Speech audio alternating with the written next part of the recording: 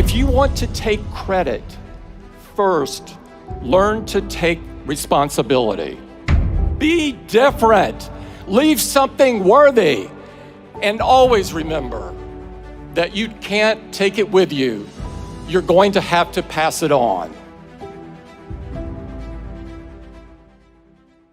Silicon Valley is responsible for some of the most revolutionary inventions in modern history. From the first oscillator built in the Hewlett-Packard garage, to the iPhones that I know you're holding in your hands. Social media, shareable videos, snaps and stories that connect half the people on Earth. They all trace their roots to Stanford's backyard. But lately, it seems, this industry is becoming better known for a less noble innovation. The belief that you can claim credit without accepting responsibility.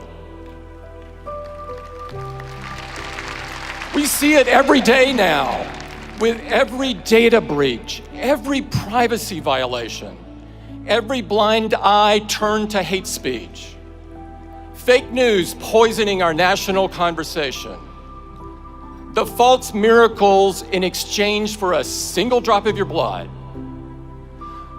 Too many seem to think that good intentions excuse away harmful outcomes. But whether you like it or not, what you build and what you create define who you are. It feels a bit crazy that anyone should have to say this. But if you've built a chaos factory, you can't dodge responsibility for the chaos. Taking responsibility means having the courage to think things through.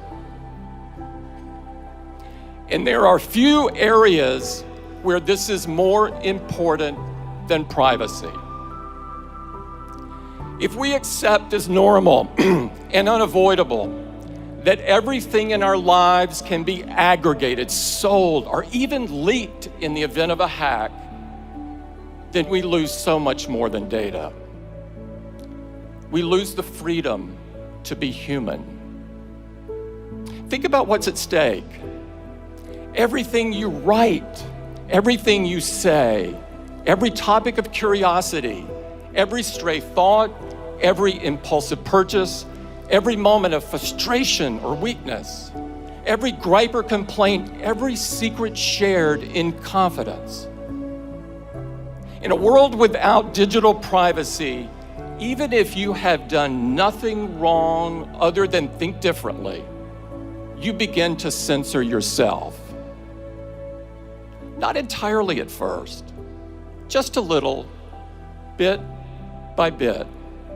To risk less, to hope less, to imagine less, to dare less, to create less, to try less, to talk less, to think less.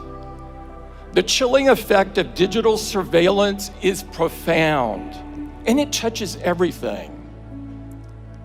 What a small, unimaginative world we would end up with. Not entirely at first, just a little, bit by bit. Ironically, it's the kind of environment that would have stopped Silicon Valley before it had ever gotten started. We deserve better. You deserve better. If we believe that freedom means an environment where great ideas can take root, where they can grow and be nurtured without fear of irrational restrictions or burdens, then it's our duty to change course. Because your generation ought to have the same freedom to shape the future as the generation that came before. Graduates, at the very least, learn from these mistakes. If you want to take credit, first, learn to take responsibility. Now, a lot of you, the vast majority, won't find yourselves in tech at all. That's as it should be. We need your minds at work far and wide because our challenges are great. and they can't be solved by any single industry. No matter where you go, no matter what you do, I know you will be ambitious. You wouldn't be here today if you weren't. Match that ambition with humility, a humility of purpose. That doesn't mean being tamer, being smaller, being less in what you do. It's the opposite. It's about serving something greater. The author Madeleine L'Engle wrote, "Humility is throwing oneself away in complete concentration on something or someone else." In other words, whatever you do with your life, be a builder. You don't have to start from scratch to build something monumental. And conversely, the best founders, the ones whose creations last and whose reputations grow rather than shrink with passing time, they spend most of their time building piece by piece. Builders are comfortable in the belief that their life's work will one day be bigger than them, bigger than any one person. They're mindful that its effects will span generations. That's not an accident. In a way, it's the whole point. Being a builder is about believing that you cannot possibly be the greatest cause on this earth because you aren't built to last. It's about making peace with the fact that you won't be here for the end of the story. That brings me to my last bit of advice.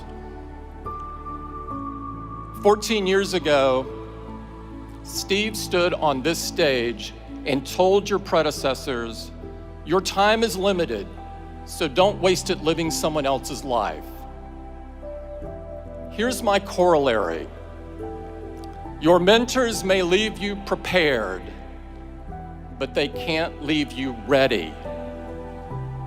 When Steve got sick, I had hardwired my thinking to the belief that he would get better.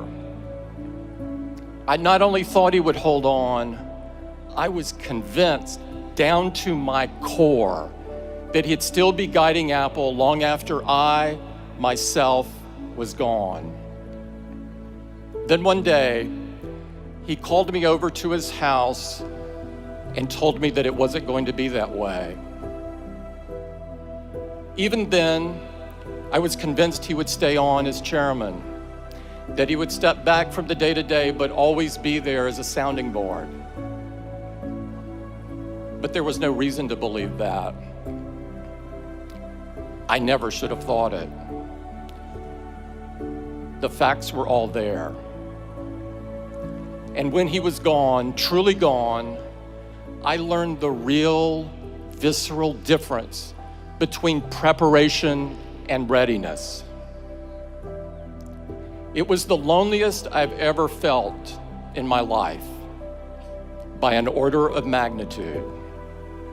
It was one of those moments where you can be surrounded by people, yet you don't really see, hear, or feel them. But I could sense their expectations. When the dust settled, all I knew was that I was going to have to be the best version of myself that I could be. I knew that if you got out of bed every morning and set your watch by what other people expect or demand, it'd drive you crazy. So what was true then is true now. Don't waste your time living someone else's life. Don't try to emulate the people who came before you to the exclusion of everything else, contorting into a shape that doesn't fit. It takes too much mental effort that should be dedicated to creating and building. You'll waste precious time trying to rewire your every thought, and in the meantime, you won't be fooling anybody. The fact is, when your time comes, and it will, you'll never be ready. But you're not supposed to be. Find the hope in the unexpected. Find the courage in the challenge.